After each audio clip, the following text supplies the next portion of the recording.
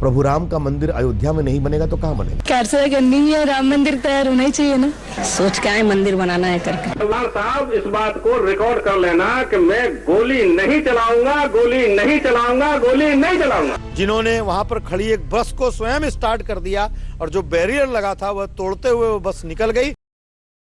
जय श्री राम दोस्तों, 6 दिसंबर 1992 ये वो तारीख थी जो अयोध्या में भगवान श्री राम मंदिर के इतिहास की सबसे महत्वपूर्ण तारीख है। लोगों को कुर्बानी देनी पड़े तो लाखों लोग कुर्बानियां देंगे मगर मंदिर।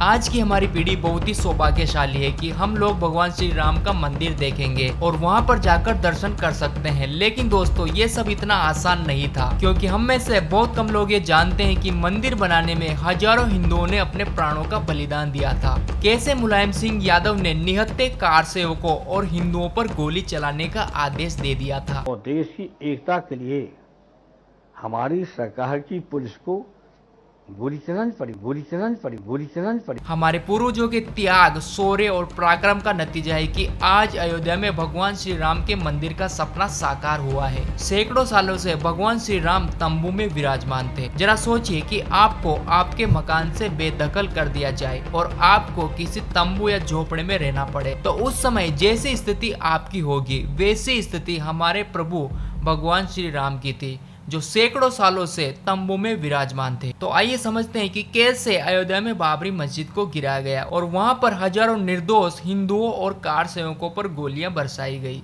दोस्तों साल 1992 की बात करें उससे पहले हम लोग बात करते हैं साल 1990 की, क्योंकि ये साल भी भगवान श्री राम के मंदिर के इतिहास का सबसे महत्वपूर्ण दिन रहा। दोस्तों उस समय बीजेपी के अध्यक्ष थे लाल कृष्ण आडवाणी और 25 सितंबर 1990 को लाल कृष्ण आडवाणी ने ये आह्वान किया कि एक रथ यात्रा निकाली जाए जो गुजरात के सोमनाथ से होकर भगवान श्री राम के मंदिर तक पहुंचेगी और इस यात्रा को शुरू किया गया। इसमें हजारों हिंदुओं ने भाग लिया और जैसे ही यह यात्रा बिहार में पहुंची तो बिहार के मुख्यमंत्री लालू यादव ने लाल कृष्ण आडवाणी को गिरफ्तार करवा दिया। कौन सा होता है हिंदू? क्या होता है हिंदू? हम भी हिंदू हैं। यह है जात और बिरादरी का देश है। यह है जात और बिरादरी का देश। और ये यात्रा वहीं पर रुक गई। लेकिन इस यात्रा का हिंदुओं पर इतना असर पड़ा कि धीरे धीरे हिंदुओं की भीड़ बाबरी मस्जिद वाली जगह पर इकट्ठी होने लगी। 21 अक्टूबर तक कार सेवकों की एक बड़ी संख्या बाबरी मस्जिद के आसपास जुट चुकी थी। लेकिन इसी बीच वहां की सरकार ने उस आसपास के पूरे एरिया पर कर्फ्यू लगा दिया। उस समय यूपी के मुख्यमंत्री मुलायम सिंह यादव थे और उन्होंने ये ऐलान कर दिया था कि उनके होते हुए बाबरी मस्जिद पर एक परिंदा भी पर नहीं मार सकता। मुलायम सिंह जी ने कहा था चिड़िया परिंदा पर नहीं मार सकता, उन्होंने इसकी घोषणा करके रखी थी। मुलायम सिंह यादव ने बाबरी मस्जिद के चारों ओर पुलिस का जाब्ता लगा और वहां पर जो भीड़ जुटी थी उसे हटाना शुरू किया और लोगों को पकड़ पकड़ कर गिरफ्तार करना शुरू किया।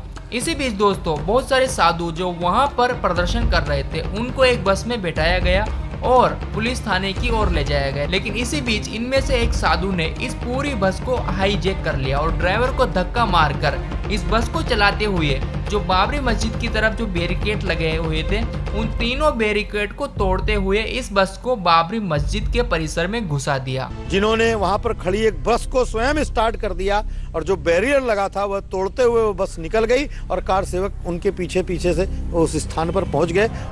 ये सब देखकर बाकी लोगों की भी हिम्मत बढ़ गई। इसी बीच लोगों की मुठभेड़ पुलिस के साथ और तेज हो गई और इसी भीड़ में से 3 लोग जो कार सेवक थे वो इस 30 फीट ऊंची बाबरी मस्जिद के इन गुंबदों पर चढ़ गए और वहां पर भगवा ध्वज लहरा दिया। लेकिन इसके बाद जो हुआ किसी ने इसके बारे में सोचा भी नहीं था। सिचुएशन को आउट ऑफ कंट्रोल होते देखकर मुलायम सिंह यादव ने उस भीड़ पर गोली चलाने का आदेश दे दिया और दोस्तों पुलिस ने निहत्थे कार सेवकों पर गोलियों की बरसात कर दी। इसमें कई सारे हिंदू और कार सेवक मारे गए। लेकिन मुझे समझ में ये नहीं आता कि क्या ये लोग कोई आतंकवादी थे, क्या इन लोगों ने किसी को मारा? तो आखिर ऐसी क्या स्थिति आ गई कि मुलायम सिंह यादव को हिंदुओं पर गोली चलाने का आदेश देना पड़ा? आप किसी दूसरे तरीके से भी इस भीड़ को नियंत्रित कर सकते थे। और दोस्तों मुलायम सिंह यादव आज भी अपनी इस गलती को स्वीकार नहीं करते हैं। वो ये तो स्वीकार करते हैं कि ये उनकी एक बड़ी भूल थी। उन्होंने अपने इंटरव्यू में बस इतना कहा कि उन्हें गोली चलाने के आदेश देने का अफसोस है। 11 लाख की भीड़ इकट्ठी कर दी अयोध्या में आके। क्या सेकुलर तो मैंने सब कहा था ये मंदिर मस्जिद का सवाल नहीं, देश की एकता का सवाल है। और देश की एकता के लिए हमारी सरकार की पुलिस को गोली चलानी पड़ी। मुझे अफसोस है और लोगों को मालूम नहीं था कि पुलिस उन पर गोलियां बरसा देगी। और जैसे फायरिंग शुरू हुई तो न केवल गोलियों से बल्कि दोस्तों इस भगदड़ से भी कई लोगों की जान चली गई। लेकिन दोस्तों ये आंदोलन यही नहीं थमा। 2 नवंबर 1990 को एक बार फिर बाबरी मस्जिद पर मार्च करने की तैयारी की गई। उमा भारती और अशोक सिंघल जैसे हिंदूवादी छवि वाले लीडर इस आंदोलन की अगुवाई कर रहे थे। हम ये साबित करें कि धर्म जीतता है, हम ये साबित करें कि सत्य जीतता है और हम राम राज्य की स्थापना करें। और हिंदुओं का एक काफिला एक सकरी गली से राम नाम जपते हुए मंदिर की ओर बढ़ रहा था।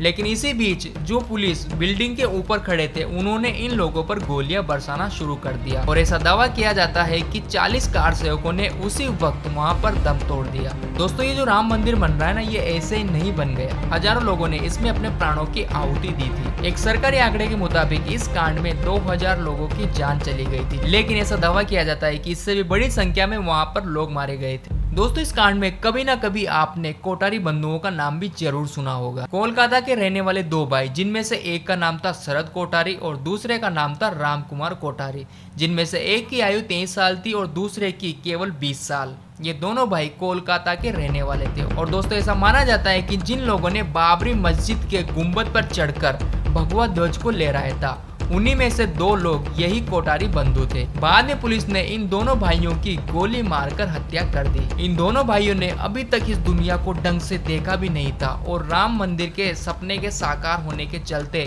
इन दोनों ने अपने प्राणों का बलिदान दे दिया। इस घटना से पहले मुलायम सिंह यादव के घर लोगों का तांता लगा रहता था। लेकिन इस घटना के बाद जनता के मन में मुलायम सिंह यादव के प्रति जन आक्रोश पैदा हो चुका था। 23 जुलाई 2023 को मुलायम सिंह यादव ने कहा कि उस समय मंदिर मस्जिद और देश की एकता का सवाल था और इसलिए उन्हें गोली चलाने का आदेश देना पड़ा। अब बात करते हैं साल 1992 के बारे में और तारीख थी 6 दिसंबर 1992। इस दिन कार सेवकों की एक बड़ी संख्या बाबरी मस्जिद के प्रांगण में खड़ी थी और भीड़ जय श्री राम और मंदिर यहीं बनाएंगे जैसे नारे लगा रही थी। और फिर उसके बाद जब मस्जिद वहां पर बाबर ने बनाई, उस मस्जिद का भी नाम कागजात में अंग्रेजों के ग्रंथों में है मस्जिद जन्म स्थान। उसका नाम भी मस्जिद जन्म स्थान। तो वो जब देश की आस्था है कि ये जन्म स्थान है, तो फिर हमको कहने का पूरा हक है कि जहां राम का जन्म हुआ था। भीड़ के अंदर एक अलग ही जुनून और उत्साह भरा था। तकरीबन 2.5 लाख हिंदू इस जगह पर एकत्र हुए और ऐसा लग रहा था कि जैसे वहाँ पर कोई मेला बन रहा हो। सुबह से ही भीड़ लगातार मस्जिद के ऊपर आक्रमण करने के लिए आगे बढ़ने का प्रयास कर रही थी और विश्व हिंदू परिषद, बजरंग दल और बीजेपी इसे अपना समर्थन दे रही थी। स्थानीय लोग भी कार सेवकों की मदद कर रहे थे। लेकिन अच्छी बात यह थी कि उसी साल मुलायम सिंह यादव की सरकार गिर चुकी थी और उस समय यूपी के मुख्यमंत्री कल्याण सिंह थे और उन्होंने ये स्पष्ट कर दिया था कि चाहे कुछ भी हो जाए वो कार सेवकों और हिंदुओं पर गोली नहीं चलाएंगे। चौहान साहब इस बात को रिकॉर्ड कर लेना कि मैं गोली नहीं चलाऊंगा, गोली नहीं चलाऊंगा, गोली नहीं चलाऊंगा। इसी बीच उमा भारती, हरेंद्र पाठक और दिगंबर अखाड़े के विनय कटियार भी वहाँ पर पहुँच चुके थे। दोपहर होते होते पुलिस और प्रशासन के बीच धक्का मुक्की बढ़ गई और माहौल गर्म होने लगा।